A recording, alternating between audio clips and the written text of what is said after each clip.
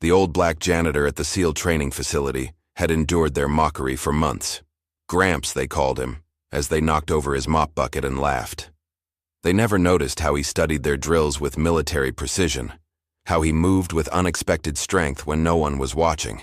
It wasn't until recruit Cole Rollins spotted the distinctive trident tattoo on his side, marked with numbers no current SEAL would recognize, that the truth began to surface. Elijah Rowe wasn't just some hired help. He was a ghost returned from a secret war, a phantom echo operator the government had tried to erase.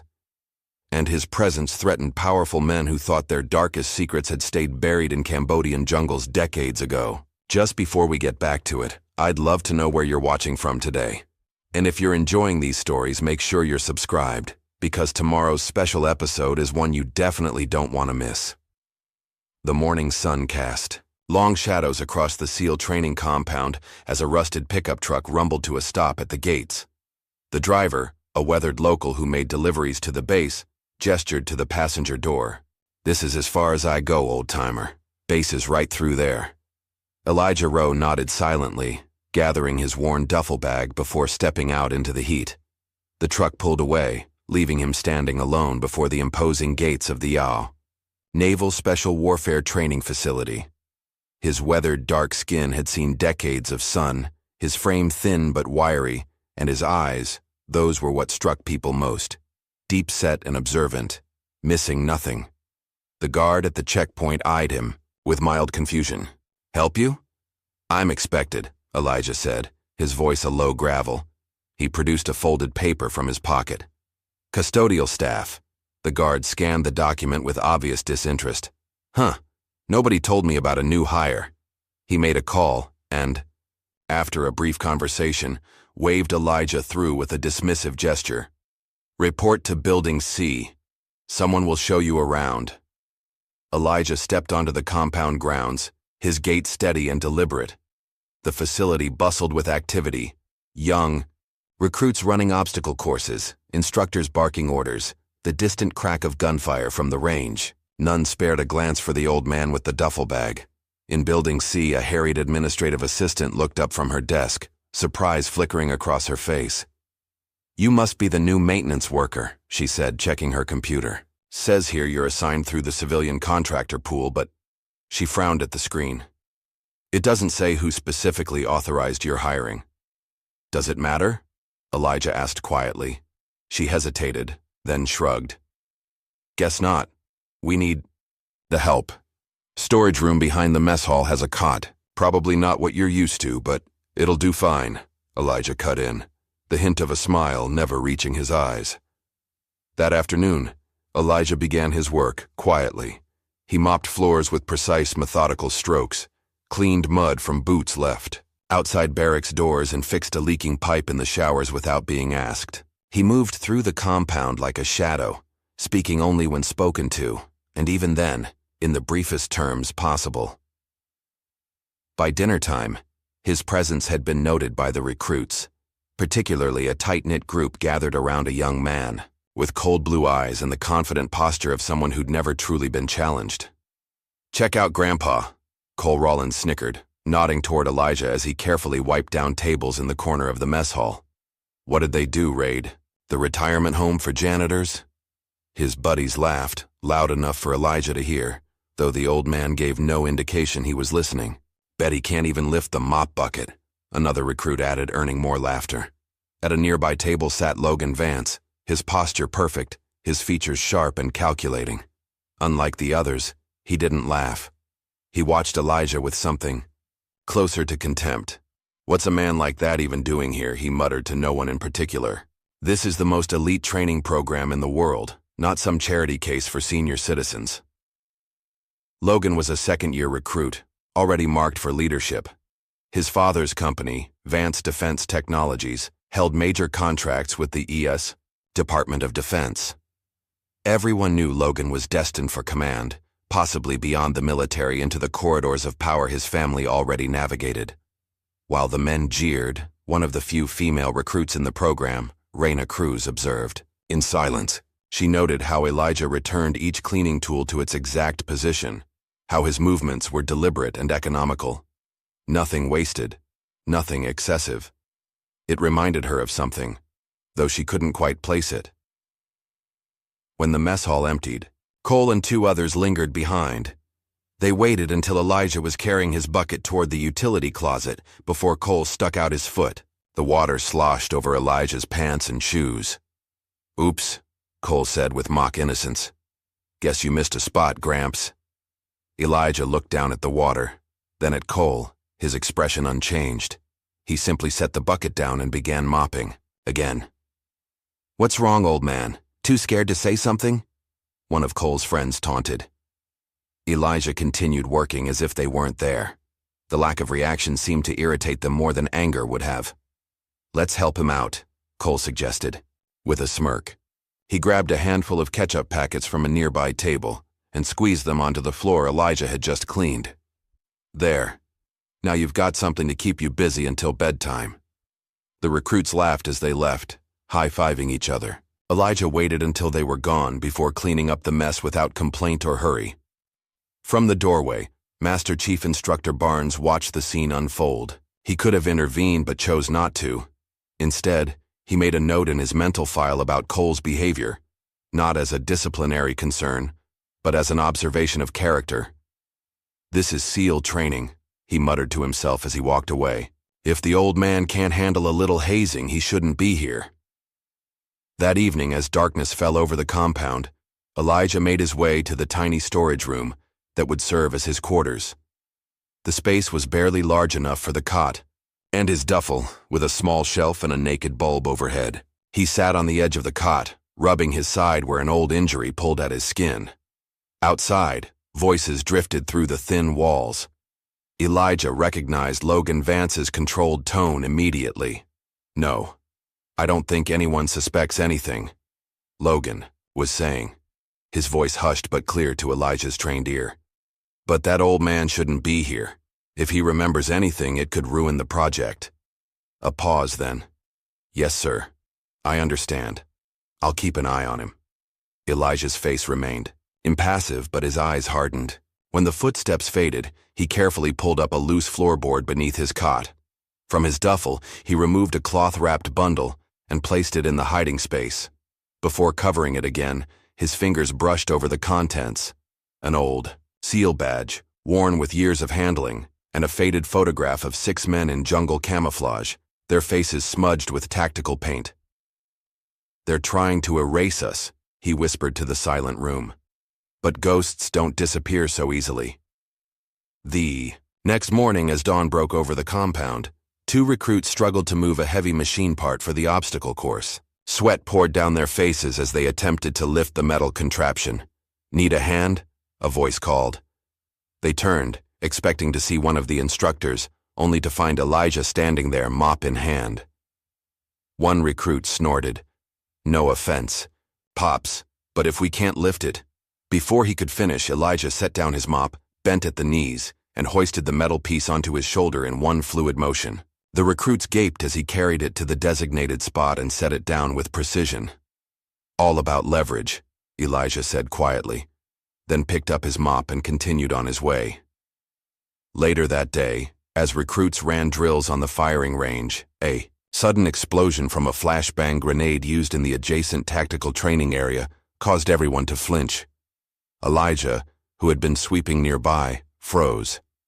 For a brief moment, his eyes widened, seeing not the training compound, but dense jungle, foliage, hearing not practice rounds but the real thing. The screams of villagers, the smell of burning thatch, the sickening thud of bodies hitting mud. His hand instinctively moved to his side, where shrapnel had torn through flesh decades ago. A recruit noticed and smirked, misreading the reaction as fear rather than a combat veteran's flashback. "Scared of a little noise, Gramps?" the young man called out. Elijah straightened, the moment passing as quickly as it had come, and resumed his sweeping without acknowledgement. That night, as the compound fell quiet, Elijah sat alone in his tiny room. He removed the floorboard again and took out the photograph, studying the faces of men who had been his brothers in all but blood, men whose existence had been systematically erased from official records. "Still here," he whispered to them, "still watching." The morning sky bloomed with streaks of orange and pink as Reyna Cruz assembled her rifle for marksmanship training. She'd always been meticulous, her hands moving with practiced efficiency, but something felt off. The sight wobbled slightly when she tested it, almost imperceptible, but enough to affect accuracy at distance. "Your forward mount is loose," a quiet voice said behind her. Cruz turned to find Elijah standing there, a bucket of cleaning supplies in hand. He nodded toward her rifle, then continued walking past. "Check your 6, always," he added without looking back. Cruz examined the forward mount and found it was indeed loose, something she might not have noticed until failure on the range. She tightened it, then watched Elijah's retreating form with newfound curiosity. Later that day, Cruz found Elijah's mop bucket filled with used motor oil instead of cleaning solution. She saw him discover it, saw the flicker of resignation cross his features before he quietly emptied it and refilled it properly. No complaints, no seeking out the culprits. That night, Cruz was heading back to her barracks when she glimpsed Elijah through the partially open door of the maintenance shed. He sat hunched over something small, his large hands surprisingly gentle. Curiosity getting the better of her, she moved closer and saw a tiny sparrow nestled in a makeshift nest of rags. Its wing was clearly injured. Elijah carefully applied a homemade splint to the bird's wing, using what looked like a popsicle stick and strips of gauze. The tenderness in his movements stood in stark contrast to his usual stoic demeanor. Cruz stepped on a twig, and Elijah's head snapped up, eyes instantly alert. When he saw her, his expression didn't change, but his body relaxed slightly. "Found it in the trash pit," he explained without being asked. "Someone's boot, probably." Cruz nodded. "I won't tell anyone." A hint of something, possibly gratitude, flickered in Elijah's eyes before he returned his attention to the bird. The next morning, Cole Rollins was boasting loudly during pool training. "This underwater endurance test? Piece of cake. I can hold my breath longer than anyone here." Elijah was mopping nearby and paused momentarily. "Don't exhale under pressure," he said quietly, almost to himself. Cole sneered. "Did I ask for your advice, old man?" Hours later, during the dive simulation, Cole found himself in trouble. Ignoring the training protocol, he'd exhaled too much before a pressure change. Panic set in as his lungs screamed for air, his vision tunneling. The instructor pulled him out just before he lost consciousness. As Cole coughed up water on the pool deck, he caught sight of Elijah cleaning windows on the far side of the natatorium, the old man's eyes reflecting neither satisfaction nor concern, simply awareness. That afternoon, while raking leaves near the training field, Elijah spotted something glinting in the dirt. He bent down and retrieved a dog tag that had fallen from one of the recruits' necks. Instead of turning it into the administration office, he pocketed it. That night, he carefully polished it until the name shone clearly, then placed it anonymously on the recruit's bunk. The following day, Elijah stood before the Wall of Honor in the main administration building. Rows of photographs displayed the faces of distinguished graduates and fallen heroes. His eyes fixed on an empty space, a spot where a photograph had clearly been removed. The hook remained, but the frame was gone. "They took even his name," he muttered. A young recruit passing by slowed, overhearing the comment, but Elijah quickly resumed his cleaning as if nothing had happened. That night, Elijah returned to his storage room to find the door ajar. Inside, his few possessions had been rummaged through, drawers pulled open, his mattress askew. But the loose floorboard appeared untouched. Carefully checking his hidden cache, he found everything intact. However, sitting atop his pillow was a folded note. "Stop digging up the past, or be buried with it." Elijah burned the note in the small trash can outside, watching the paper curl and blacken until nothing remained but ash. Meanwhile, in a sleek office trailer on the compound perimeter, Logan Vance sat across from a man in an expensive suit. Malcolm Pryor wore his authority like cologne, too strongly and detectable from a distance. His silver hair was immaculately styled, his posture military perfect despite his civilian status. "Your father's impressed with your progress, Pryor," said, sliding a folder across the desk.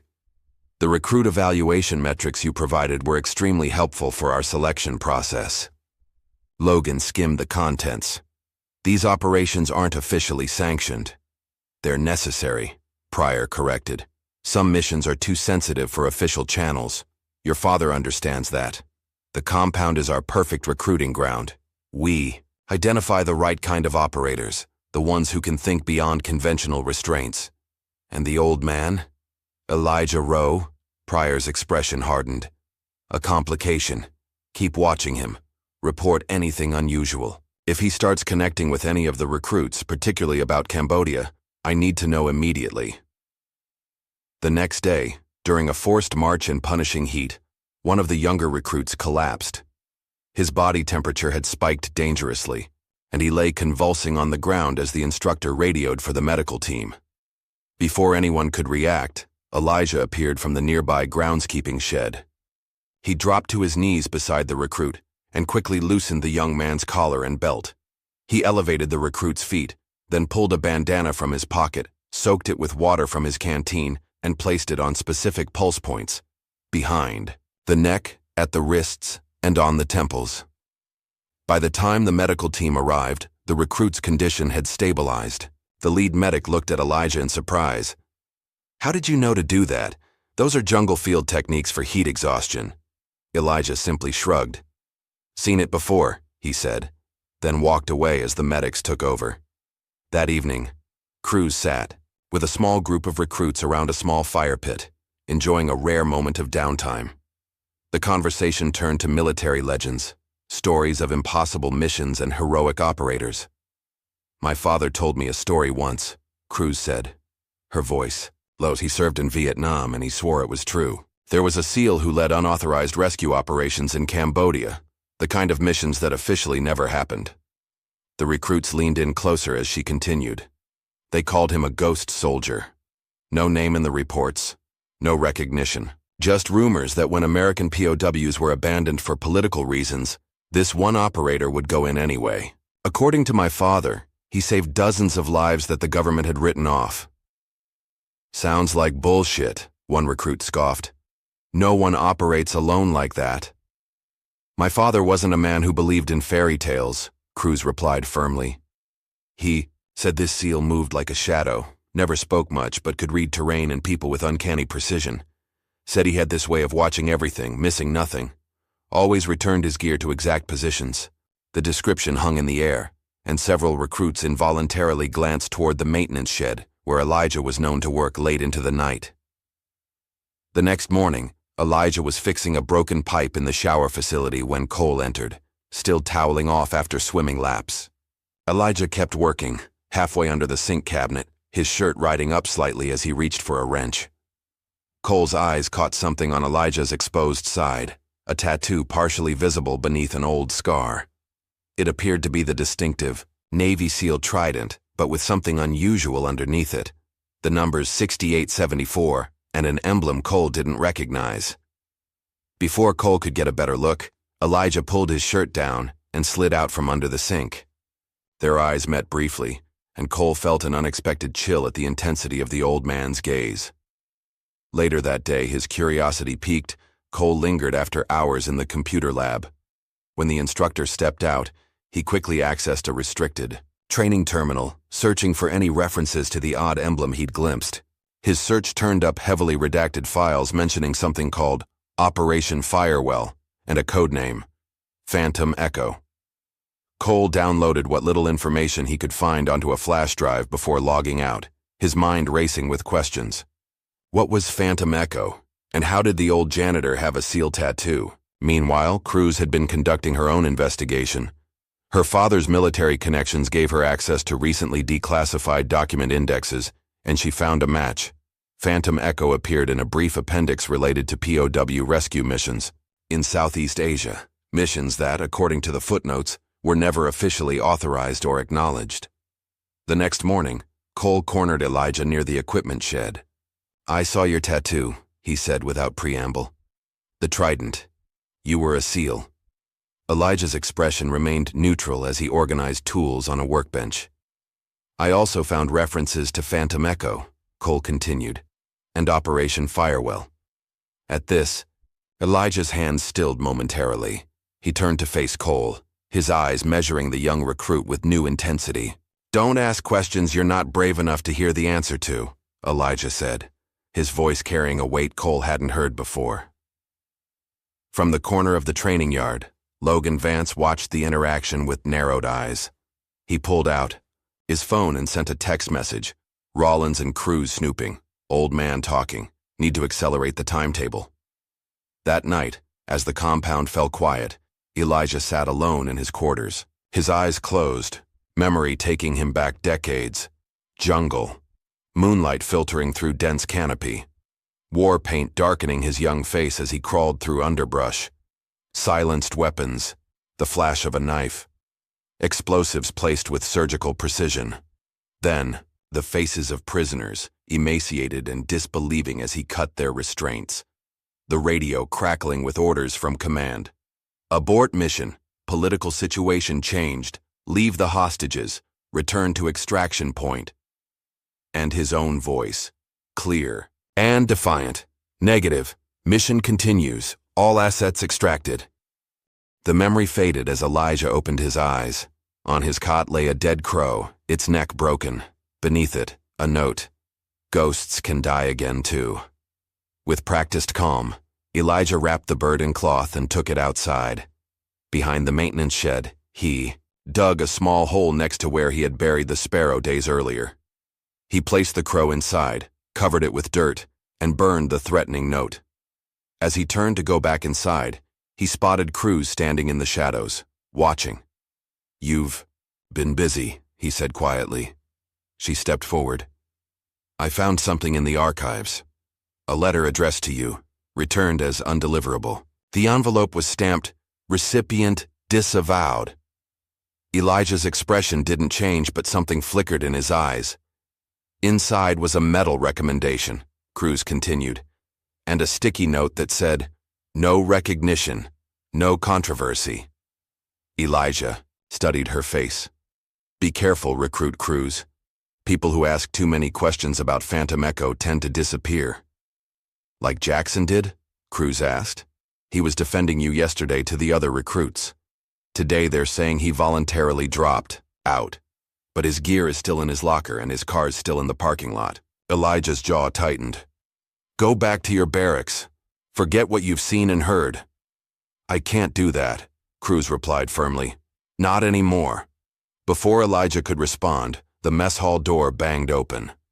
Logan Vance strode in with several of his cronies, headed straight for the food line where Elijah's dinner tray waited.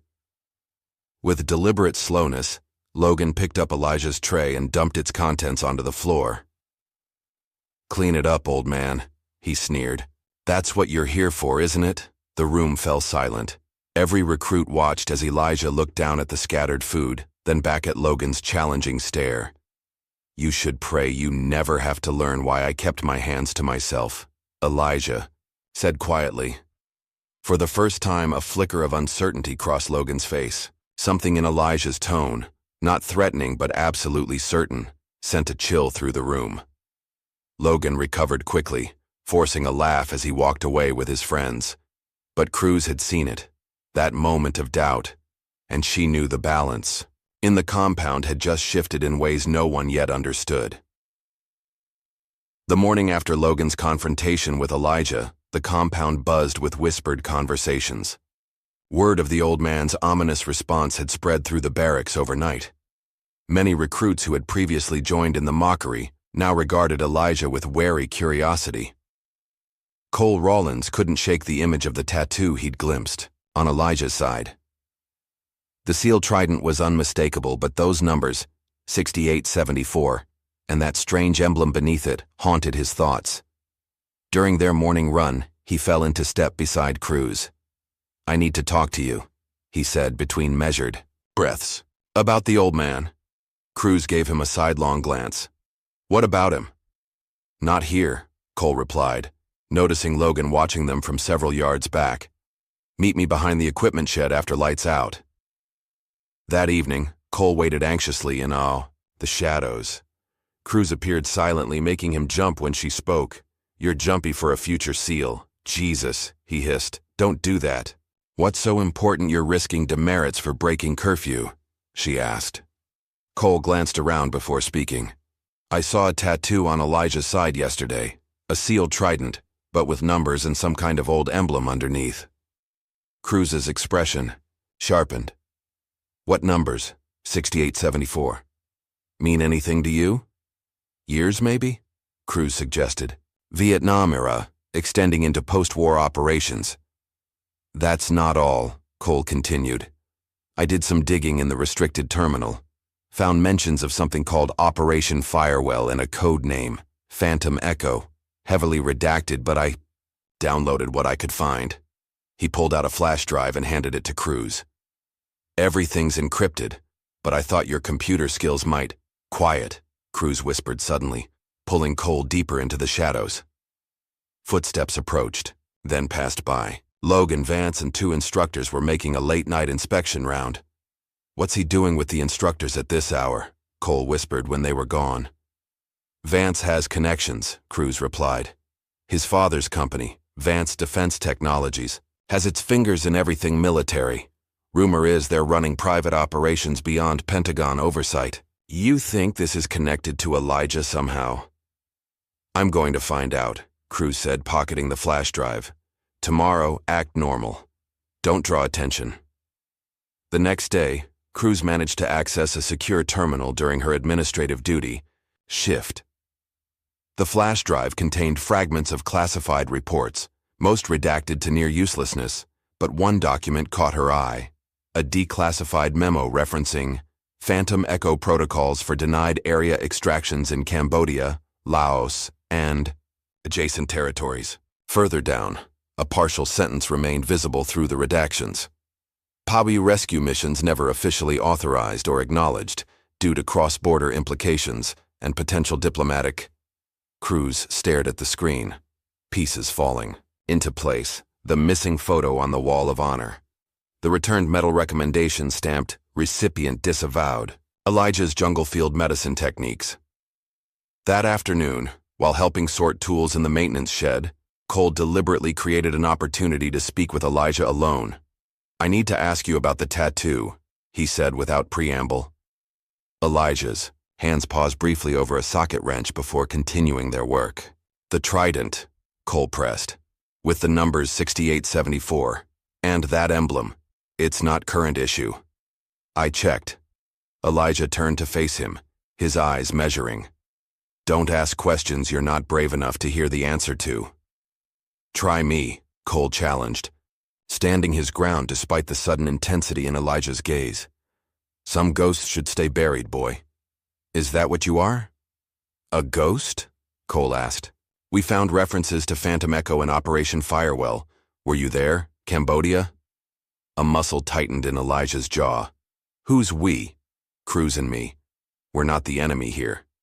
You don't know who the enemy is, Elijah replied, voice dropping lower. That's the problem. Before Cole could respond, the shed door opened. Logan stood there, his expression cold. Rawlins. Commander wants to see you about that missing gear report. Cole hesitated, looking between Logan and Elijah. Now, Rawlins, Logan barked. After Cole left, Logan lingered in the doorway, studying Elijah. Getting friendly with the recruits, old man? Not wise. Elijah continued organizing tools, seemingly indifferent to Logan's presence. You know, Logan continued, this facility has standards, protocols. We can't have unauthorized personnel interfering with training, especially those with compromised histories. He waited for a reaction that never came, then added, enjoy your time here while it lasts, before turning to leave. From his vantage point in the administration building, Malcolm Pryor watched the interaction through binoculars. He lowered them, lifted his phone, and spoke quietly. The old man is making connections. Accelerate the timeline, and find out everything you can about recruits Rawlins and Cruz. That night, as Elijah slept, fragments of memory invaded his dreams. Cambodia, 1971. moonlight glinting on rivulets of sweat as he crawled through dense jungle underbrush. 3 men behind him, faces darkened with tactical paint. The distant glow of a prison camp. Guards with Soviet-made rifles. Radio crackles. Phantom Echo, this is Control. Mission abort. Repeat. Mission abort. Political situation has changed. Return to extraction point. His younger self, pressing the radio to his ear. Negative Control. American prisoners confirmed. On site. Proceeding with extraction. That is a direct order, Phantom Echo. The mission is scrubbed. His response, clear and firm. Sometimes you have to disobey an order to follow your oath. Static. Then, you're on your own, Echo. No support. No extraction. No acknowledgement if captured. The memory shifted. The heat of explosions. The precision of silenced weapons. The faces of emaciated prisoners as restraints fell away. Then, betrayal. An extraction never meant to succeed. A team abandoned. Elijah woke with a start, sweat soaking, his shirt despite the cool night air.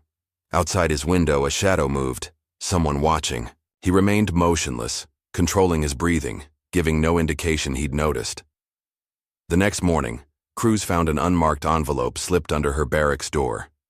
Inside was a single page, a letter dated 1974, addressed to Elijah Rowe. The letterhead bore the seal of the Navy Cross Committee. For extraordinary heroism in connection with operations against opposing armed forces, above and beyond the call of duty. The rest was redacted, but at the bottom, handwritten in faded ink. No recognition. No controversy. Per White House directive. Cruz's hands trembled slightly. She carefully refolded the letter and tucked it securely into her boot. Later that day, she noticed a recruit named Jensen was missing from formation. "Where's Jensen?" she asked another recruit. "Dropped out last night. Voluntary withdrawal." Cruz frowned. "That doesn't make sense. He scored top marks in water training yesterday." The other recruit shrugged. "That's what they're saying. His bunk's already cleared out." Cruz remembered Jensen had been one of the few who'd spoken up when others mocked. Elijah. A chill ran down her spine as she recalled Elijah's warning. People who ask too many questions about Phantom Echo tend to disappear. That evening in the mess hall, tension built to breaking point. Logan approached Elijah as he quietly ate his dinner at a corner table. "You know what I can't figure out?" Logan said loudly, ensuring others would hear. "Why they'd let someone like you anywhere near this facility." Elijah continued eating without acknowledging Logan's presence. Irritated by the lack of response, Logan knocked Elijah's tray to the floor, food splattering across the polished concrete. "I'm talking to you, old man," Logan snarled. The mess hall fell silent. Every recruit and instructor watched as Elijah looked calmly at the spilled food, then up at Logan's challenging stare. "You should pray you never have to learn why I keep my hands to myself," Elijah said quietly. Something in his voice, not threatening but absolutely certain, made several recruits shift uncomfortably in their seats. Logan's face flushed with anger at the repeated phrase. "Is that a threat?" he demanded. "No," Elijah replied, rising slowly to his feet. "It's experience talking." For a fleeting moment, the stooped custodian seemed to straighten, his presence filling the space in a way that made even Logan take a half-step back. Then, as quickly as it appeared, the transformation was gone. Elijah bent to clean up the mess, once again just an old man doing his job. Later that night, Cruz approached Commander Briggs outside his office, clutching the Navy Cross letter. "Sir, I need to speak with you about something." Briggs looked up from his paperwork with impatience. "It's after hours, Recruit Cruz. It's about Elijah Rowe, sir, and Operation Firewell." Briggs froze, his expression shifting from annoyance to something sharper. He glanced around the empty hallway, then gestured Cruz inside his office and closed the door. "Where did you hear that name?" he demanded quietly. "Sir, I found this," Cruz said, placing the letter on his desk. "And Cole Rollins discovered references to Phantom Echo in the classified database." Briggs stared at the letter, his face paling slightly. "You need to stop this investigation immediately," he said, his voice tight. "For your own good. Sir, with respect, there's something wrong happening here. Recruits who associate with Rowe are disappearing. Jensen is gone. Jackson vanished last week." "That's enough, Cruz," Briggs cut in. "Return to your barracks and forget about this. That's an order." Cruz straightened, weighing her next words carefully. "Sir, if Elijah Rowe was a SEAL who served his country, why is his record being erased? Why is he being treated this way?" Briggs stared at her for a long moment, then sighed, suddenly looking older than his years. "Some wars never make it into the history books, Cruz. Some missions never happened officially. Leave it alone." He walked her to the door, but as she left, he added quietly, "Lock your footlocker tonight. Don't trust anyone." Cruz returned to her barracks, mind racing. Briggs hadn't denied her allegations. If anything, his warning confirmed them. She found Cole waiting anxiously outside. "What did Briggs say?" he whispered as they walked toward a secluded area near the obstacle course. "He told me to stop digging." "But the way he said it—" She paused. "He knows something, Cole. And he's scared." "Why would a base commander be scared?" "I don't know, but—" Cruz stopped mid-sentence, noticing a manila envelope outside her barracks door. That wasn't there before. They waited until they were inside before opening it. The envelope contained several documents, satellite maps of a jungle region, handwritten field notes, and a letter from Captain James Westlake dated 1974. "To whom it may concern," Cruz read aloud. "If you're reading this, it means someone has finally asked the right questions about Elijah Rowe and Operation Firewall. The official record states that no American forces operated in the denied areas of Cambodia after 1970. The official record is a lie." Cole's eyes widened as Cruz continued reading. Lieutenant Rowe led a team designated Phantom Echo on 14 extraction missions between 1968 and 1974. These missions were officially denied but tacitly approved until they became politically inconvenient. When ordered to abandon American POWs in a camp near the Cambodian-Vietnamese border, Rowe refused. He and his team went in anyway, against direct orders. The letter detailed how Rowe's team successfully extracted 7 American prisoners but was then abandoned themselves, their extraction canceled by the same authorities who had disavowed the mission. Rowe got his men and the prisoners out through 200 miles of hostile territory over 26 days. Upon return, instead of medals, they received silence. Their records were altered, their unit disbanded. The men they saved were sworn to secrecy. The letter was signed, James Westlake, Captain, U.S. Navy, retired. Elijah Rowe's former commanding officer. "Jesus," Cole whispered. "So Elijah was a hero they tried to erase," Cruz finished. At the bottom of the envelope, they found a handwritten note from Briggs. "Now you know. Be careful who you trust with this. They're still watching." The next evening, Cruz received a radio message about a recruit in distress near the training marsh. Without hesitation, she headed out, only to find the area deserted when she arrived. "Hello," she called. "Anyone here?" A sudden movement behind her was all the warning she got before rough hands grabbed her, forcing a cloth over her mouth. She fought hard, landing solid blows against her attackers. But there were 3 of them, masked men in unmarked tactical gear. They dragged her toward the water, forcing her head under the murky surface. Lungs burning, vision darkening, Cruz felt consciousness slipping away when suddenly the pressure released. She broke the surface, gasping, to find a chaotic scene. A figure moved through her attackers with startling efficiency. Not the wild brawling of a street fighter, but the precise, economical movements of elite combat training. One attacker was already down, another staggering backward with a dislocated shoulder, the third swinging wildly at the figure who stepped inside his guard with practiced ease. It was Elijah, moving with none of the stiffness he typically displayed around the compound. Each strike was calculated, each defensive move anticipating the next attack. Within seconds, all 3 assailants were incapacitated, and Elijah was helping Cruz to her feet. "Are you hurt?" he asked, his voice steady despite the exertion. Cruz coughed up marsh water, shaking her head. "How did you—" "I've been watching," Elijah said simply. "Since you started asking questions." He quickly checked the fallen men, removing their masks to reveal faces Cruz didn't recognize. "Not compound. Personnel. Private contractors," Elijah muttered. "Hired guns." In the distance, voices called Cruz's name. A search party had been formed when she didn't return. "Go," Elijah said. "I was never here. These men attacked you, but you fought them off and they fled." "But trust me," he insisted.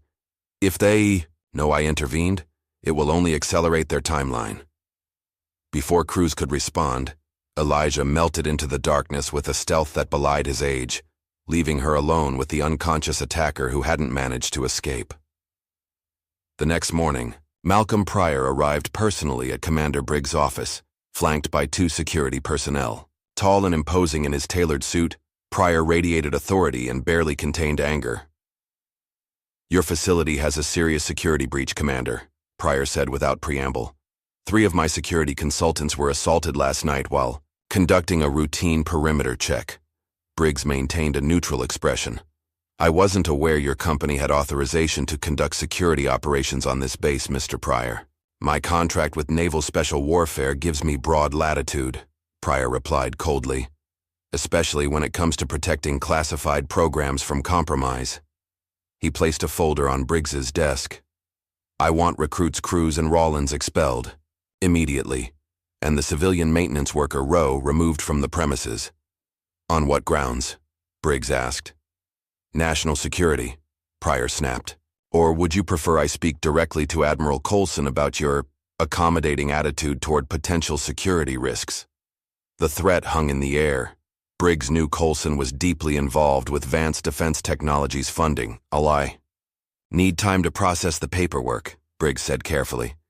"You have until tomorrow morning," Pryor replied, turning to leave. "After that, my team takes over."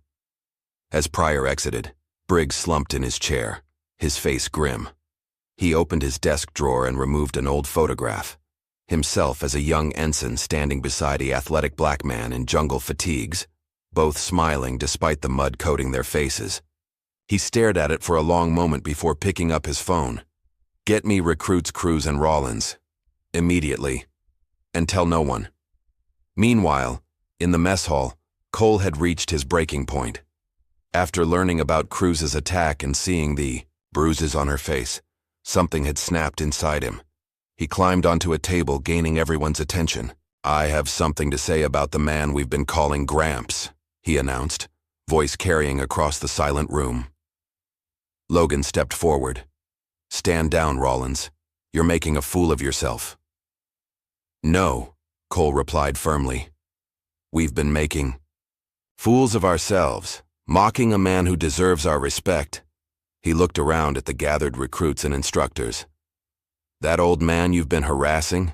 He wears the trident. He was a SEAL when most of your fathers were still in high school. He led missions that saved American lives, missions so classified they were erased from history." The instructors exchanged uncomfortable glances. One stepped forward to intervene, but Commander Briggs, who had just entered, raised a hand to stop him. "Let him speak," Briggs said quietly. Cole continued, gaining confidence. "We're supposed to embody the SEAL ethos here. Honor, courage, commitment. But what honor is there in tormenting an old warrior? What courage in ganging up on him?" The room remained silent, many recruits looking down in shame. "You want to know who Elijah Rowe really is?" Cole asked. "He's what we're all training to become, and most of us will fall short." At this, Briggs stepped forward. "He outranks us all," he said quietly. "We just didn't know it." Murmurs spread. Through the mess hall, Logan's face darkened with anger as he stalked out, shoving past recruits in his path. Later that afternoon, Cruz and Cole sat in Briggs's office, joined by Elijah, who stood quietly by the window. "I owe you an explanation," Briggs began, addressing Cruz and Cole. "And an apology." He turned to Elijah. "To all of you." He opened a desk drawer, and removed a weathered folder stamped "Eyes Only" in faded red ink. "I was a young officer when Lieutenant Rowe led Phantom Echo," he said. "Not part of the team, I was too green, but I processed their mission reports. Officially, they conducted reconnaissance. Unofficially, we went where others couldn't," Elijah said, speaking for the first time. "Did what others wouldn't." Briggs nodded. When the political winds shifted, when those missions became inconvenient truths, the brass ordered everything buried, records altered, team members reassigned to remote posts or pressured out of service entirely. "And you went along with it," Cruz observed. Briggs looked down. "I was following orders. I didn't understand the cost until later." "Why is Elijah here now?" Cole asked. "After all these years?" "Because someone is trying to resurrect Phantom Echo," Elijah answered. "Not to save lives, but as a private enterprise. Deniable operations for profit." "Advanced defense technologies," Cruz realized aloud. "They're recruiting from this facility?" Briggs nodded grimly. "Malcolm Pryor heads their Special Projects Division. Logan Vance is their inside man, identifying candidates who show the right ethical flexibility." "But why target Elijah?" Cole pressed. "Because I know where the bodies are buried," Elijah said simply. "Literally and figuratively.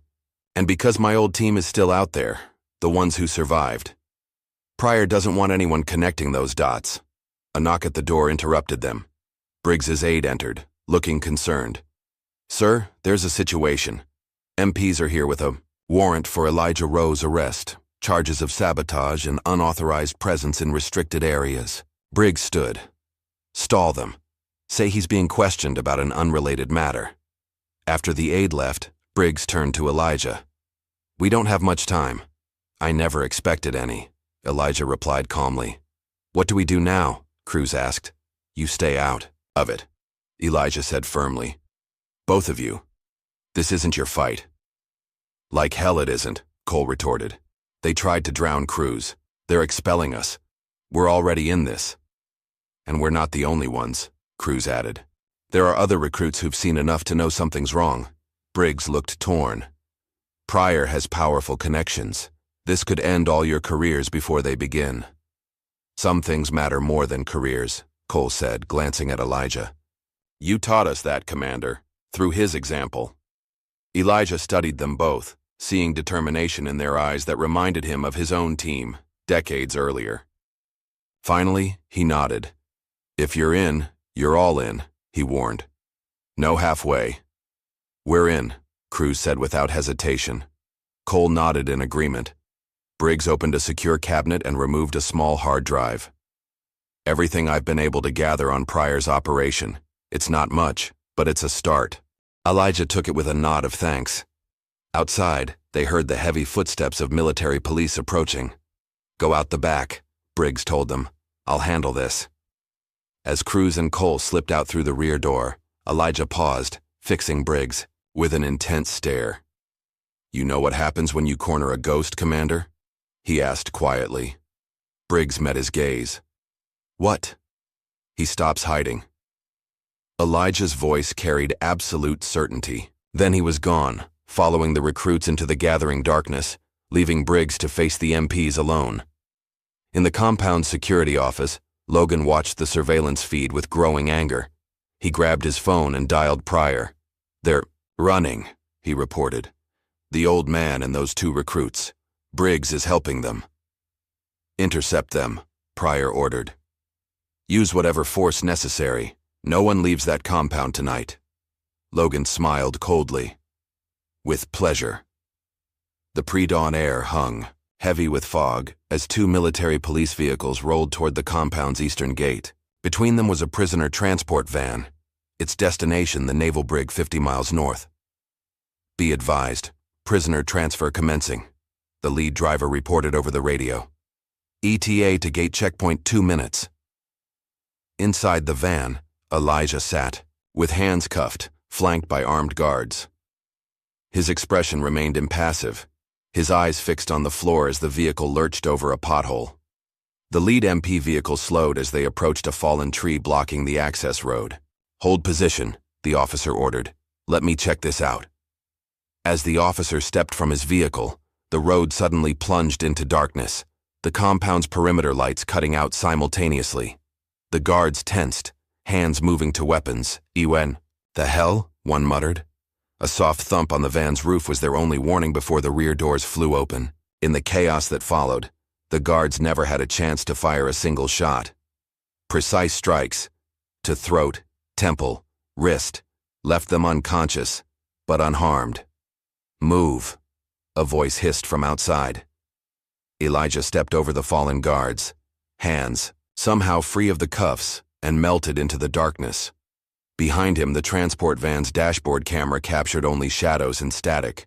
When reinforcements arrived 15 minutes later, they found the vehicles intact, the guards restrained, with their own handcuffs and no sign of the prisoner or his rescuers.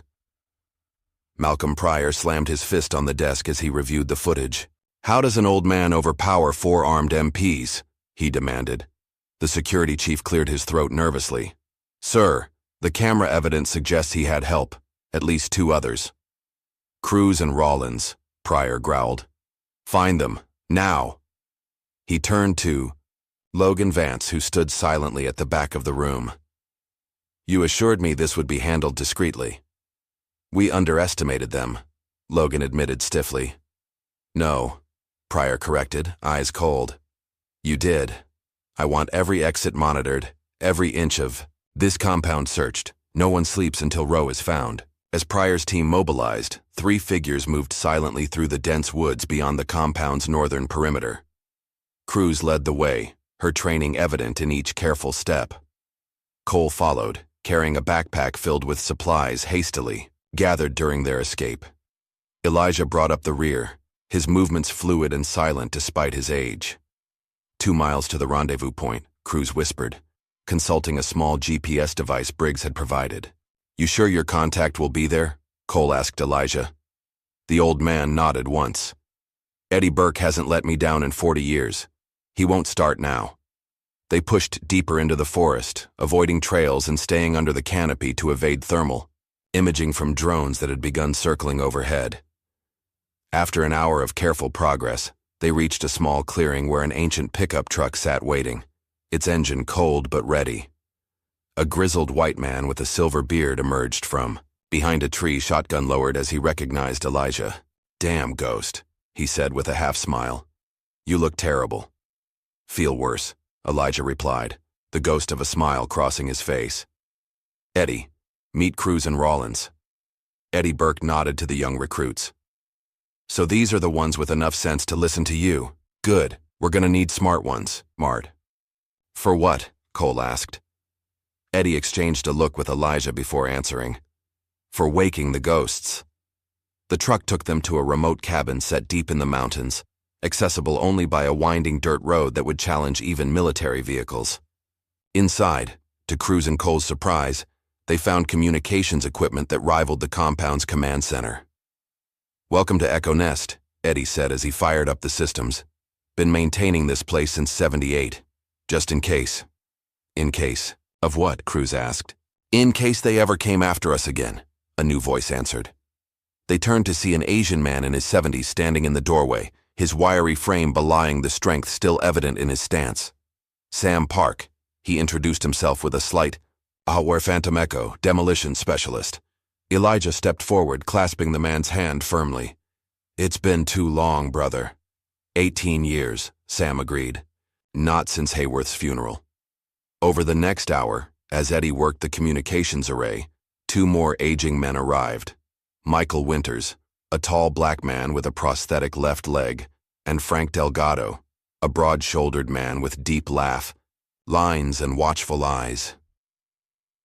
"The gang's almost all here," Winters said, his deep voice filling the cabin. "Just like old times." Elijah's team, Phantom Echo, reunited after decades apart. As the night deepened, they gathered around a table where Elijah spread out maps and the hard drive information from Briggs. "Pryor's running a private military operation using SEAL training as a recruiting ground," Elijah explained to Cruz and Cole.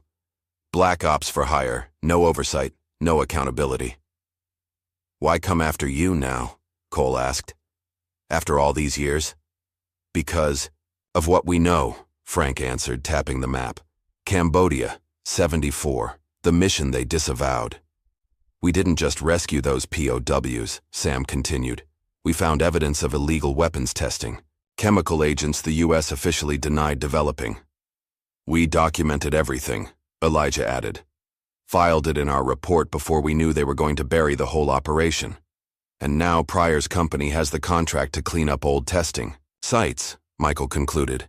If that documentation ever surfaces, billions in liability, Cruz realized, plus criminal charges. Pryor can't risk exposure, Eddie said, turning from his computer. That's why he's been systematically erasing Phantom Echo from history, destroying records, discrediting survivors, and now hunting us directly, Elijah finished grimly.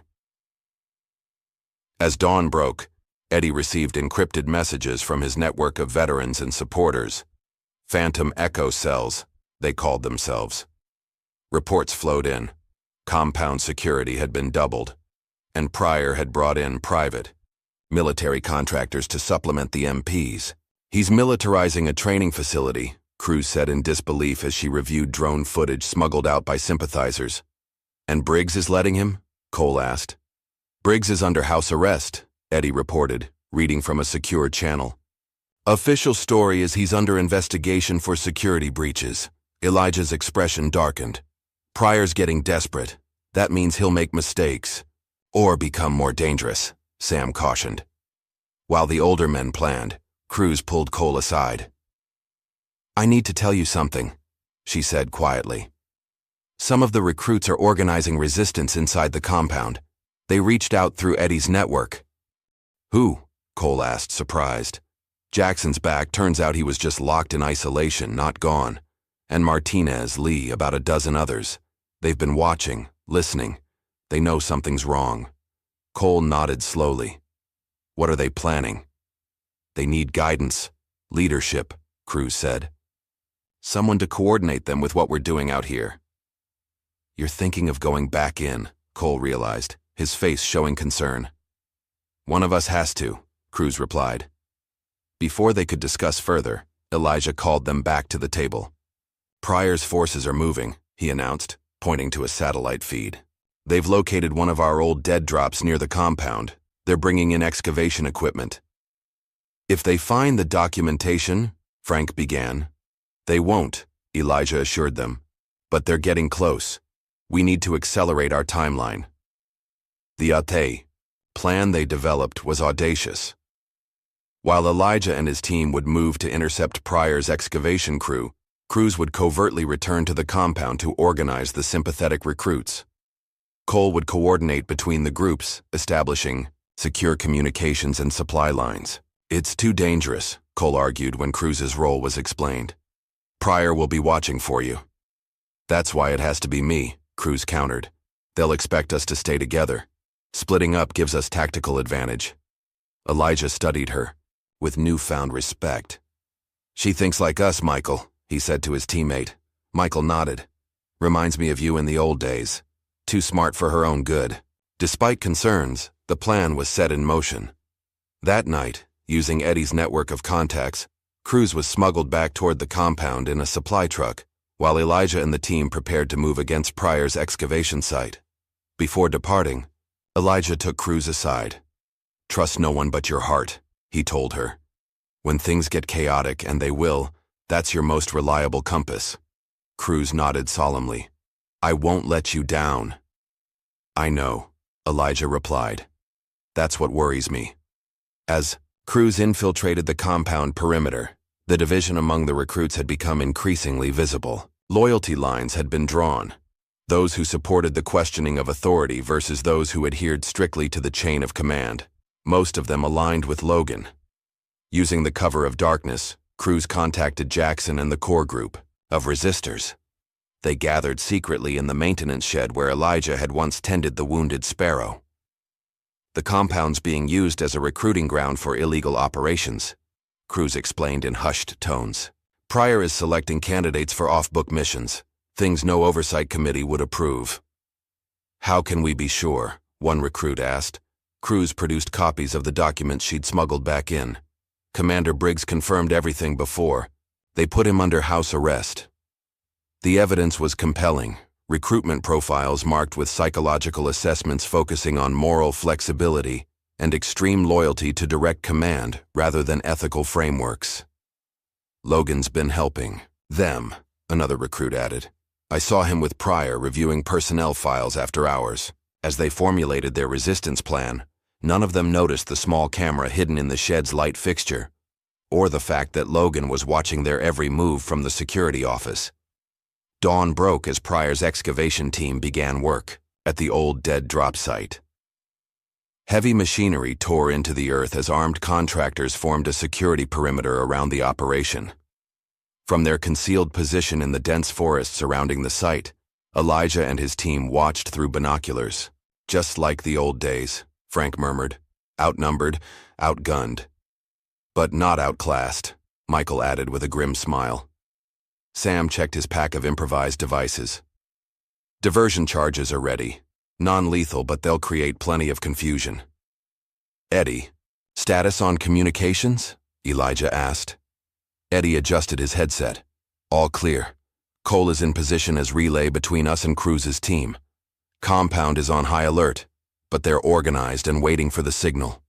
Elijah nodded, his mind calculating variables as he had countless times in hostile territory. Remember, our objective is the documentation only. No unnecessary engagement. As they prepared to move, Cole's urgent voice came through their comms. Abort! Abort! Cruz's team has been compromised. Logan took them during their meeting. Elijah's expression hardened. Details. He's got Cruz, Jackson, and 5 others locked in the old storage bunker. He's using them as bait. He knows we're monitoring their comms. He sent a message for you specifically. Let's hear it, Elijah said, his voice dangerously calm. Cole hesitated before playing the recording. Logan's voice, smug and confident. Hello, Ghost. I have your protege and her friends. Pryor wants to make a trade, them for whatever documentation you have from Cambodia. You have 3 hours before I start sending them back to you in pieces. Silence fell over the team as the message ended. It's a trap, Sam stated the obvious. Of course it is, Elijah agreed. But that doesn't change anything. Michael nodded his understanding. We go in anyway. Like Cambodia, Frank said quietly. Like Cambodia, Elijah confirmed. They abandoned their original plan, quickly developing a new strategy focused on the compound itself. While they worked, tensions inside the facility reached breaking point. In the administration building, Logan paced before the detained recruits, Cruz prominent among them with a split lip and defiant glare. You could have had an exceptional career, Logan told her. Selected for elite operations, positioned for rapid advancement. Instead, you chose a disgraced has-been. Better than choosing to be a mercenary's puppet, Cruz replied evenly. Logan's face darkened. He stepped closer, voice dropping to a menacing whisper. You have no idea what's really happening here. This isn't about money or power games. This is about creating a necessary force, operators who can act without the constraints of bureaucrats and politicians. You mean without ethics or oversight, Cruz countered. I mean without weakness, Logan snapped. Without the hesitation that gets men killed. For a moment, something vulnerable flickered across his face, a glimpse of personal pain quickly buried beneath practiced arrogance.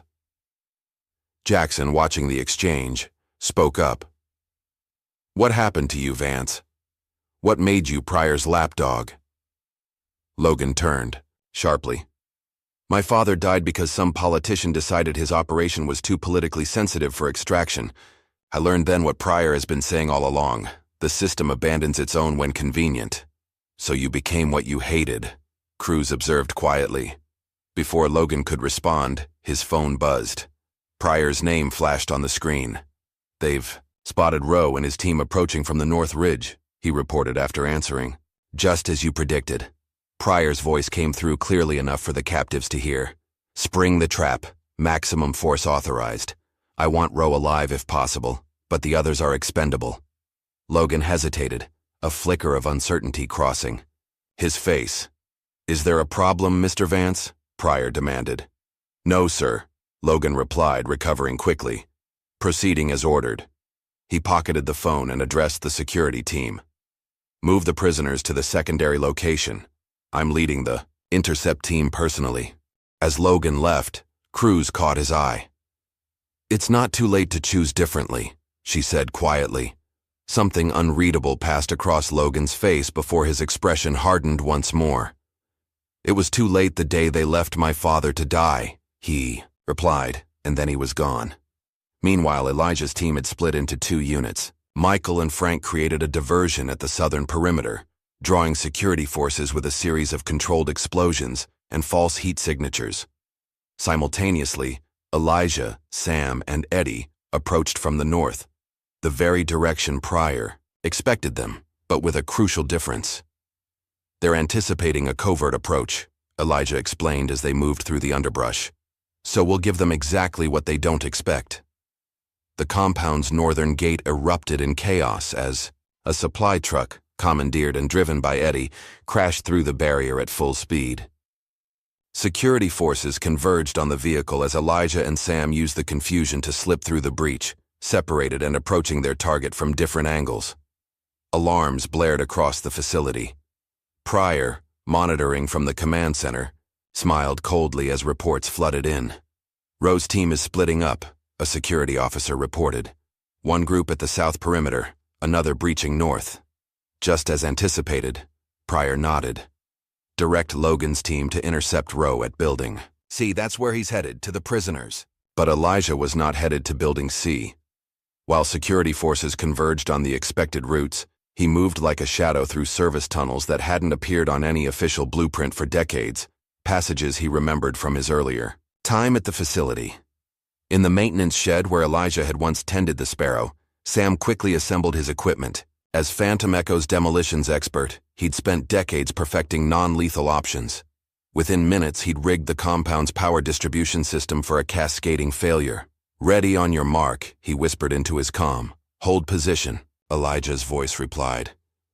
"Wait for my signal." Elijah emerged from a utility tunnel directly into the administration building's basement, a blind spot in the security coverage. Moving silently up the stairs, he encountered a lone guard whom he subdued with practiced efficiency, a precise strike rendering the man unconscious before he could raise an alarm. Accessing a computer terminal, Elijah confirmed what he'd suspected. The prisoners weren't in Building C at all, but in the old underground storage bunker beneath the command center, where Pryor himself was coordinating the response. "Sam now," he whispered into his comm. Across the compound, lights flickered and died as Sam's cascade took effect. Emergency systems activated, bathing corridors in dim red lighting. Digital locks reset to manual operation. Surveillance cameras went dark. In the command center, Pryor cursed as monitors went black. "Get backup power online now." "Systems not responding, sir," a technician reported frantically. "Something's overriding the protocols." "It's him," Pryor realized, face paling slightly. "Secure this room," but it was too late. The door to the command center opened, revealing Elijah standing calmly in the threshold. Behind him, 2 security guards lay unconscious on the floor. "Hello, Malcolm," Elijah said quietly. "It's been a long time." Pryor's hand moved toward his sidearm, but Elijah's voice stopped him. "I wouldn't. Sam has rigged this entire building, with non-lethal suppressants. One wrong move activates them all." "What do you want?" Pryor demanded, attempting to maintain his authority despite the fear evident in his eyes. "The truth," Elijah replied simply. "About Cambodia, about Operation Firewall, about what happened after." Pryor's expression twisted. "You want the truth? The truth is you disobeyed direct orders. You compromised national security for your misguided heroics." "I saved American lives," Elijah countered calmly. "Lives you and your superiors were willing to sacrifice." "For the greater good," Pryor snapped. "Those men knew the risks. Their sacrifice would have secured our position with the Vietnamese government." "Their sacrifice? Or your promotion?" Elijah asked, stepping closer. "You were the liaison officer who canceled our extraction. You left us to die because the mission threatened your career advancement. The revelation hung in the air as the command. Center staff watched in stunned silence. Where are my people? Elijah asked, his voice carrying quiet menace. Before Pryor could answer, the door behind Elijah burst open. Logan stood there, weapon raised. "Drop it, old man!" Elijah didn't move, his eyes still fixed on Pryor. "Your father was a good man, Logan. He wouldn't recognize what you've become." Logan's aim wavered slightly. "You don't know anything about my father." "William Vance, Force Recon. I pulled him out of a POW camp in '72, Elijah said quietly. "He gave me this before we parted ways." He slowly reached into his pocket and withdrew a tarnished coin, a Marine Corps medallion with distinct notches cut into its edge. Logan's face drained of color. That's his lucky coin.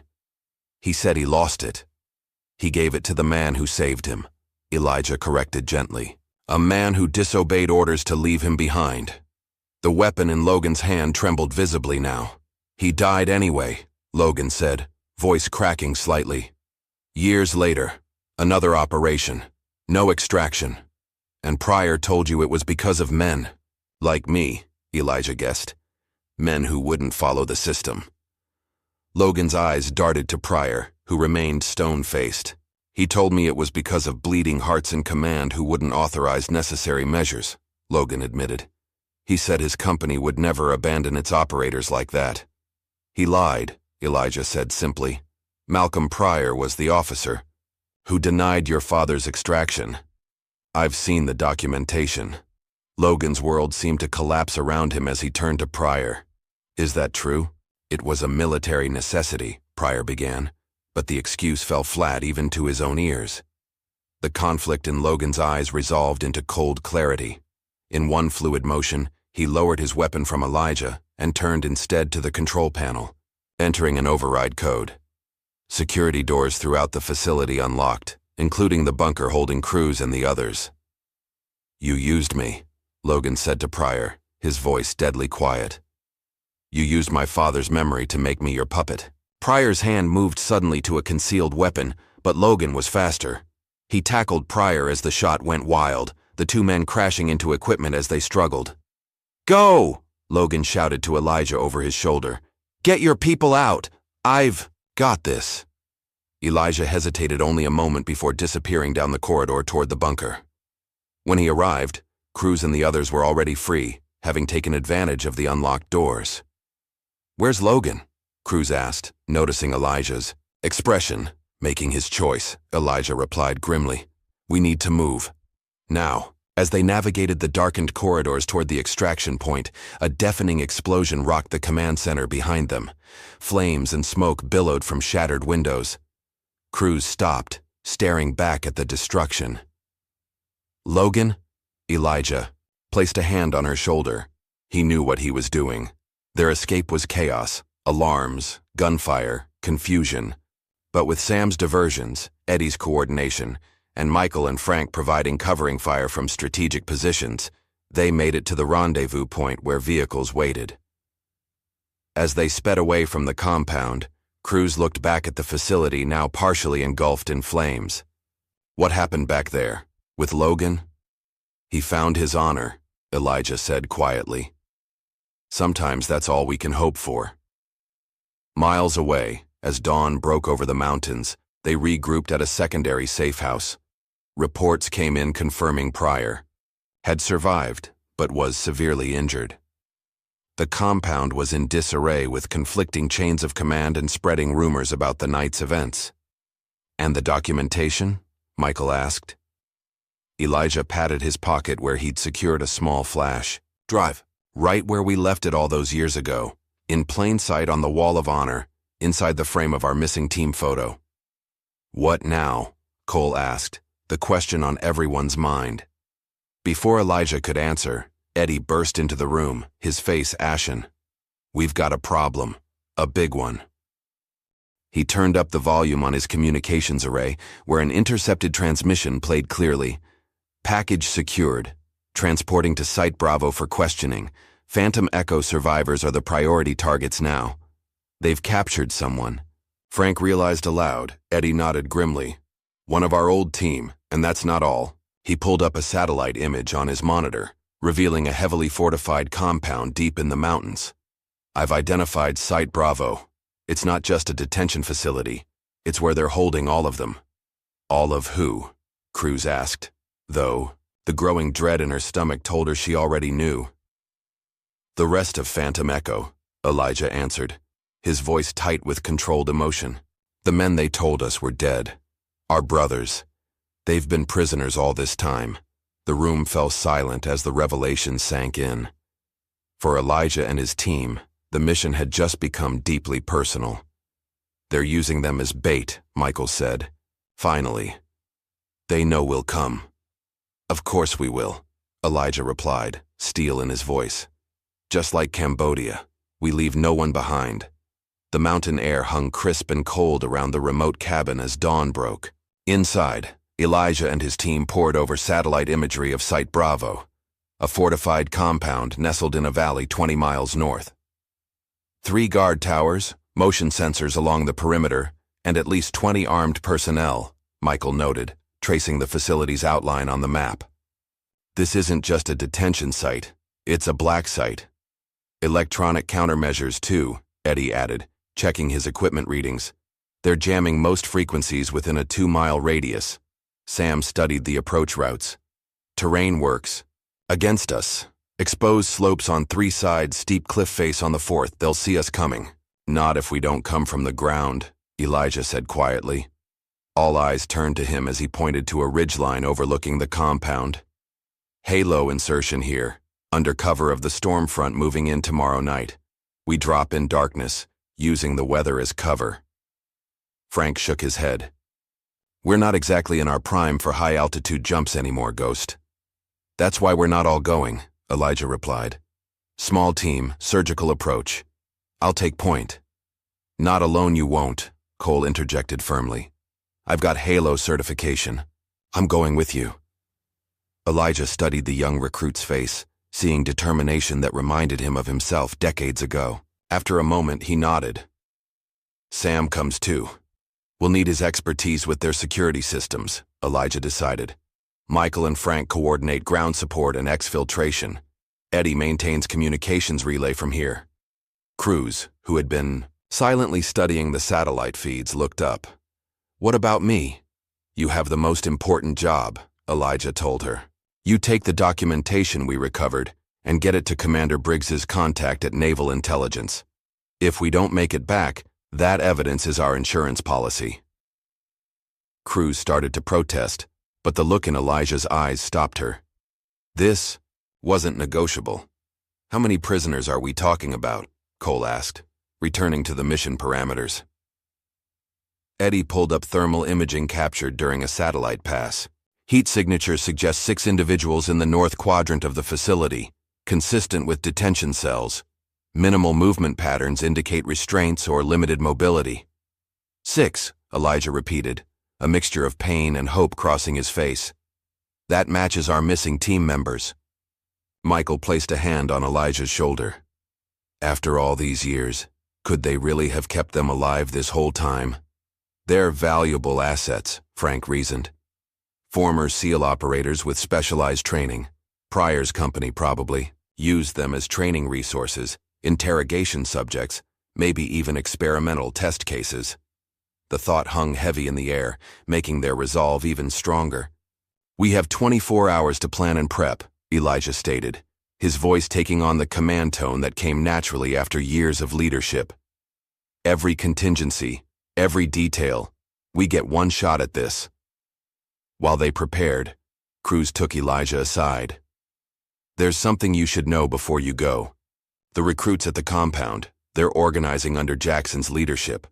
After Logan's sacrifice, many who were on the fence have switched sides. What are they planning? Elijah asked. They're going to take control of the facility from Pryor's remaining forces, create enough chaos to divide attention from your mission at Site Bravo. Elijah considered this. That puts them at significant risk.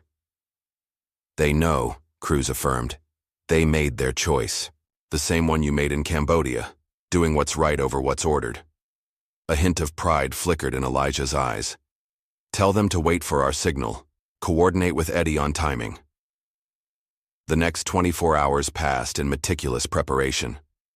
Equipment was checked and rechecked, entry and exit routes memorized, contingency plans established. Despite their age, Elijah and his team moved with the practiced precision of men who had never truly left the battlefield, muscle memory and tactical thinking as sharp as ever.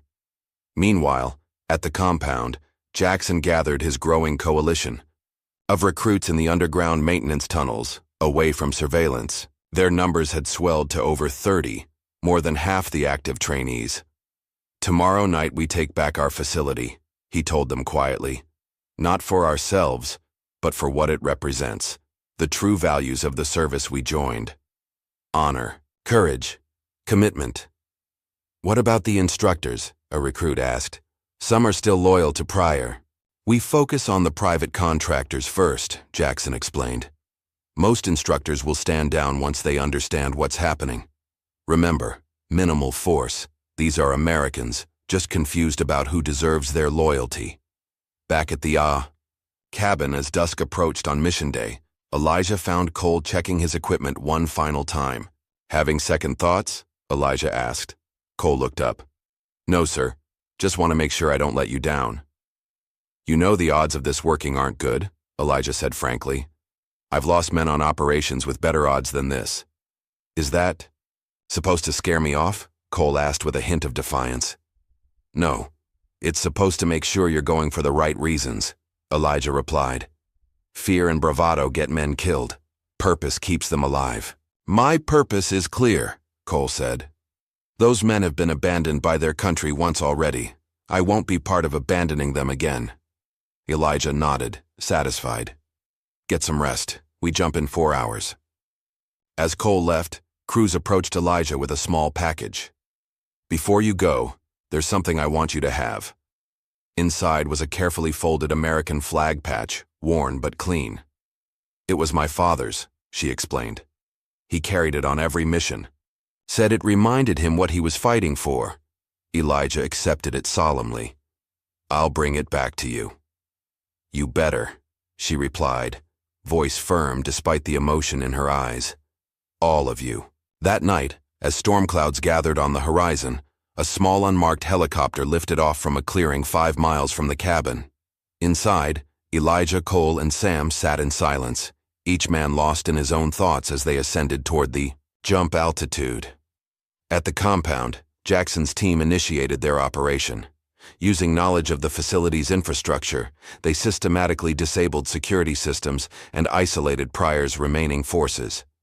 The storm knocked out power, forcing systems to emergency backups, creating the perfect distraction. At 20,000 feet, the helicopter door slid open. Wind howled as rain began to pelt the aircraft. Elijah, Cole, and Sam checked each other's equipment one final time before moving to the door. On my mark, Elijah shouted above the wind. Remember, 90-second freefall. Deploy at 6,000 feet. Steer for the north ridge. Cole and Sam nodded, faces set with determination behind their oxygen masks. Go, Elijah commanded, and they plunged into the stormy darkness. The free fall was disorienting. Wind, rain, and cloud cover, making visual navigation nearly impossible. They relied on altimeters and years of training, maneuvering through the turbulent air toward their target. At 6,000 feet, parachutes deployed. The sudden deceleration jolted Cole, but he recovered quickly, adjusting his lines to compensate for the crosswinds. Through breaks in the clouds, he glimpsed Site Bravo below, a collection of lights amidst the darkness of the surrounding forest. Their landing was textbook precision, despite the challenging conditions. Within minutes, they had buried their chutes and begun their approach to the facility. Eddie, comms check, Elijah whispered into his throat mic. Reading you 5 by 5, Eddie's voice crackled in their earpieces.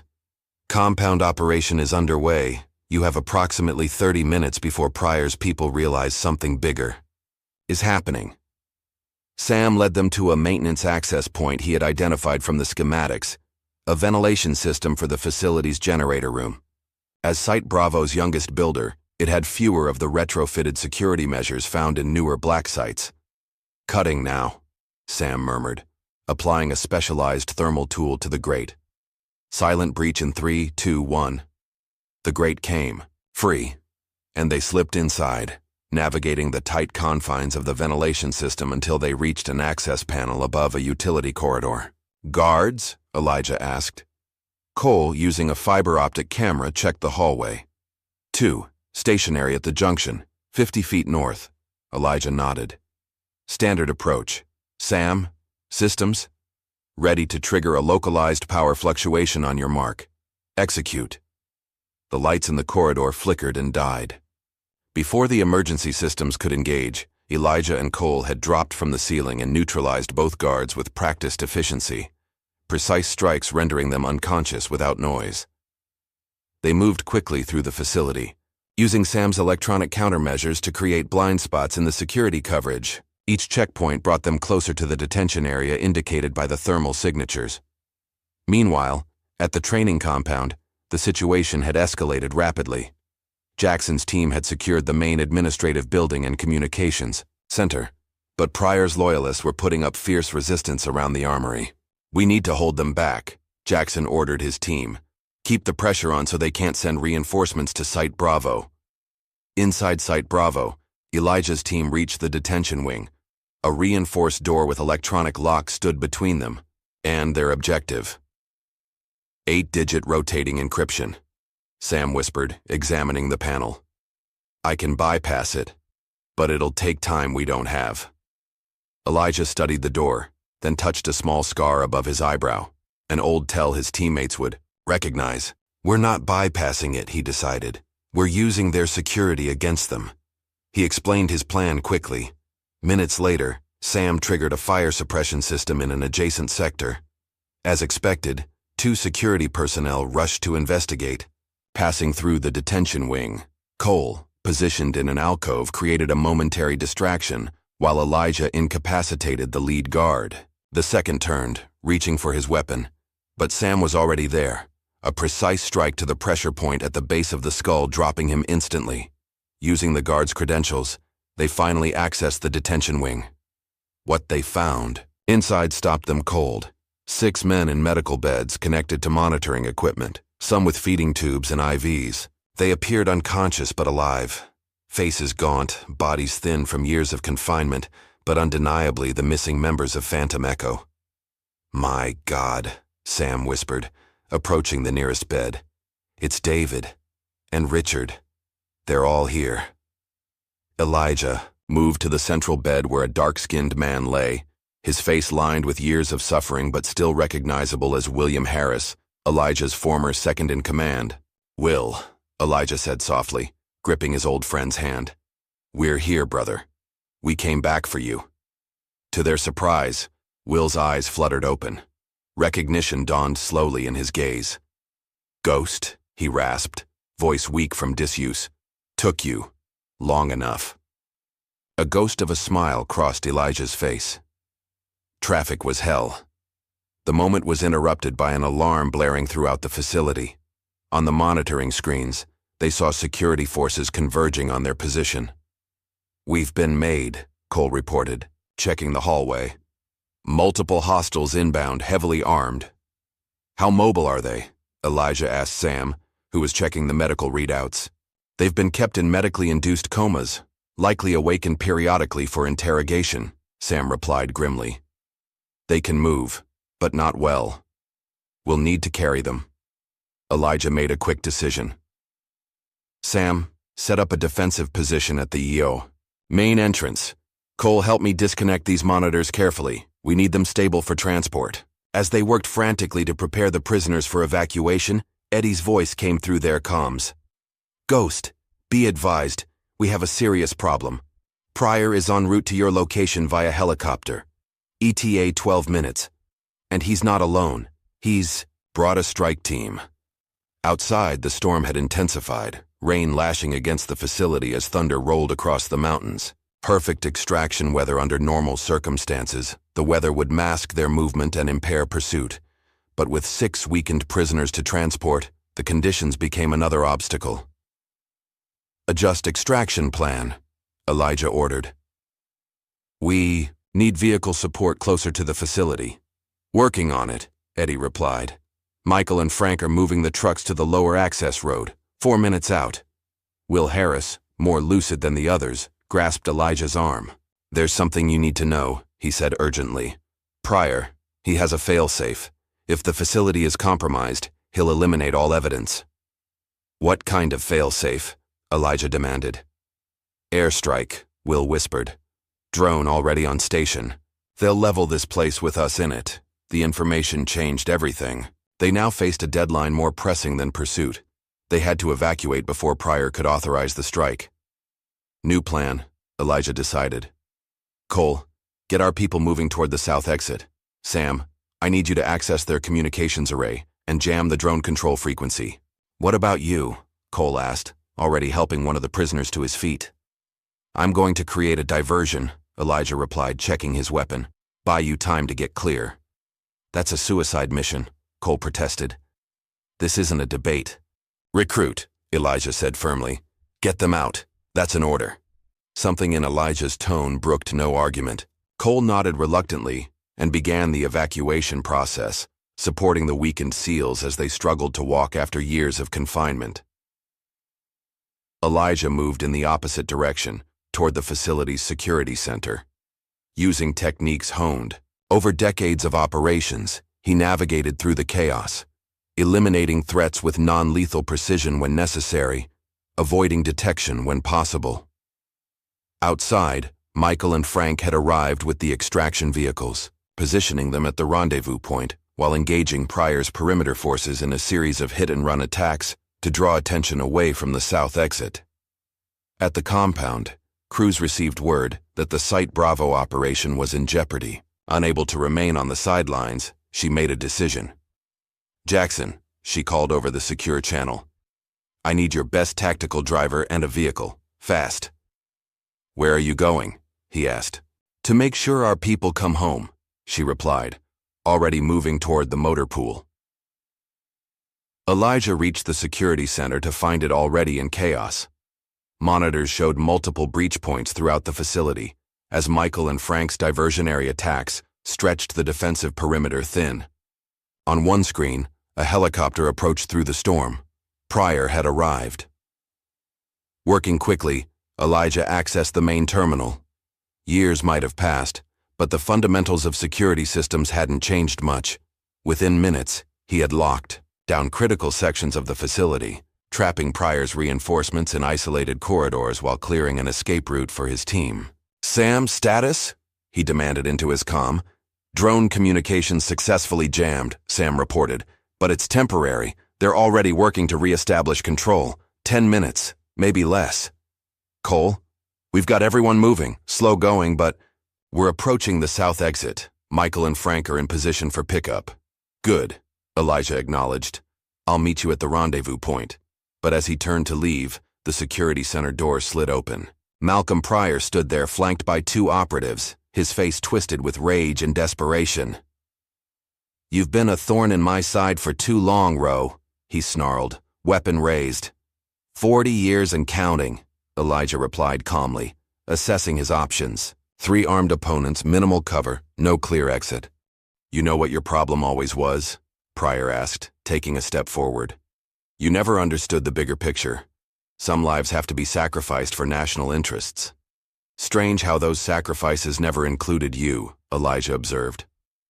Pryor's face darkened.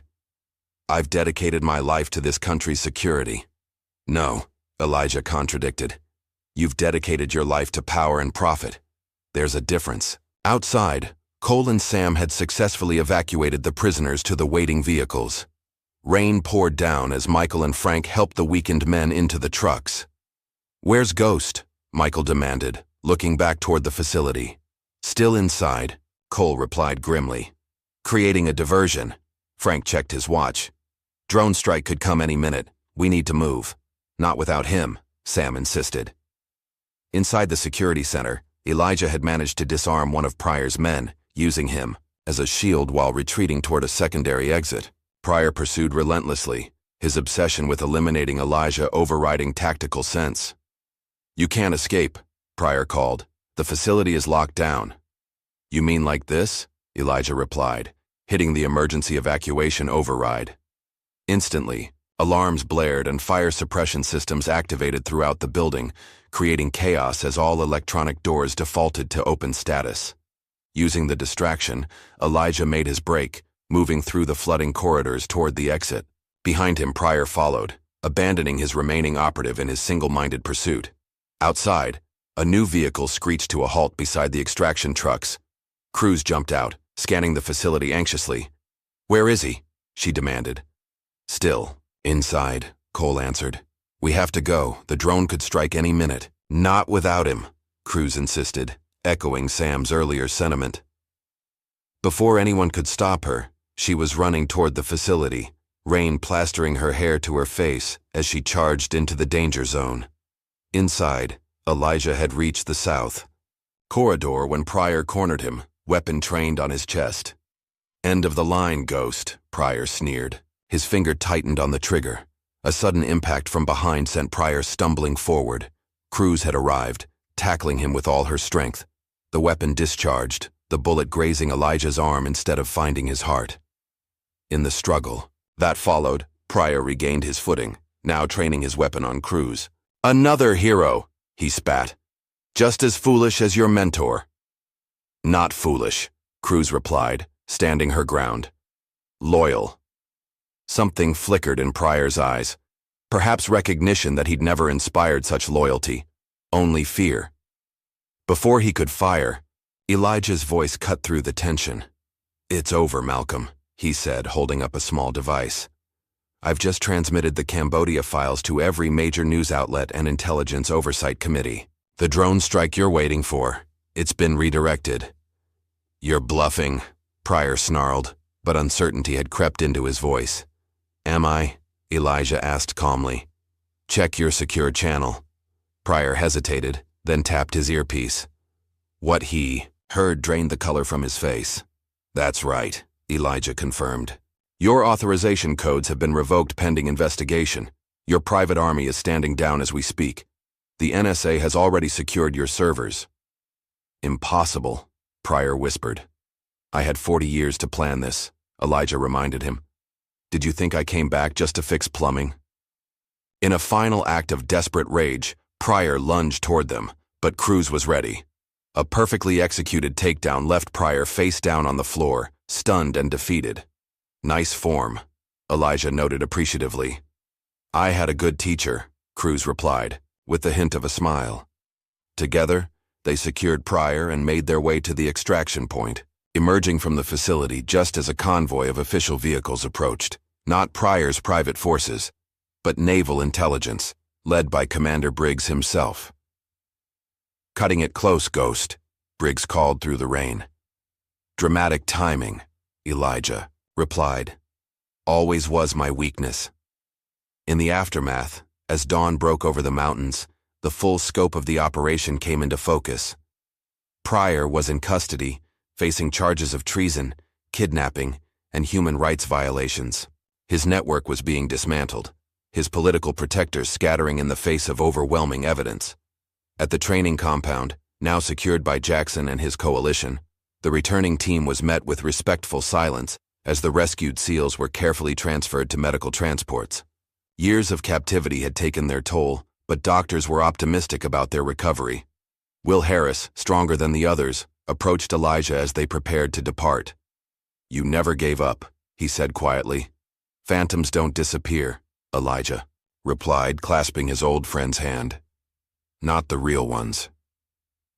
In the days that followed, healing began, not just for the rescued men, but for the institution they had served. Commander Briggs, reinstated with commendations, initiated a comprehensive review of training protocols, emphasizing ethical leadership alongside tactical excellence. Cruz offered a leadership position in the reformed program, accepted with one condition: that the true story of Phantom Echo be taught to every recruit as a lesson in both the cost and meaning of service. Cole, forever changed by the experience, found himself drawn to a new specialization: recovery operations for personnel left behind. The lessons from Elijah shaped his approach to command and duty. And Elijah himself? He chose to fade back into the shadows, visiting only the small memorial garden where they placed a marker for Logan Vance, acknowledging his final act of courage. On his last day at the compound, Elijah stood before the Wall of Honor, now restored with all the missing photographs in their rightful places, including the full Phantom Echo team, their service finally acknowledged. Cruz found him there, contemplative, in the morning light. "Will you disappear again?" she asked. "Ghosts never truly disappear," he replied. "We just find different shadows to haunt," she smiled slightly. "The recruits are asking for you. They want to hear your stories." "My stories aren't all suitable for telling," Elijah warned. "Then tell them what they need to hear," Cruz suggested. "About honor, about never leaving anyone behind." Elijah considered this, then nodded slowly. "One lesson, then I'm gone." Before departing, he pressed something into Cruz's palm, a small tattoo of the Phantom Echo emblem. "For those who need to remember," he said quietly. That evening, as Elijah walked away from the compound for the final time, he passed a young recruit staring at his photograph on the Wall of Honor with reverence. "I hear the ghost is back," the recruit whispered to a companion. Elijah allowed himself a small smile as he continued walking, disappearing into the gathering dusk, a phantom once more, but this time, one who had made peace with his shadows. Miles away, on a distant hillside overlooking the ocean, a figure watched the compound through binoculars. A woman with cold eyes and a familiar bearing, Malcolm Pryor's daughter, studying the facility with calculated interest. "Enjoy your victory, phantoms," she murmured, lowering the binoculars. "Ghosts aren't the only things that return from the dead." She turned away, walking toward a waiting helicopter, already planning the next chapter in a story that, like all ghost stories, was not quite finished. Would you sacrifice everything, career, recognition, even your own legacy, to save lives others have deemed expendable? If this story of forgotten heroes and quiet courage moved you, please like, share, and subscribe for more tales of honor found in unexpected places.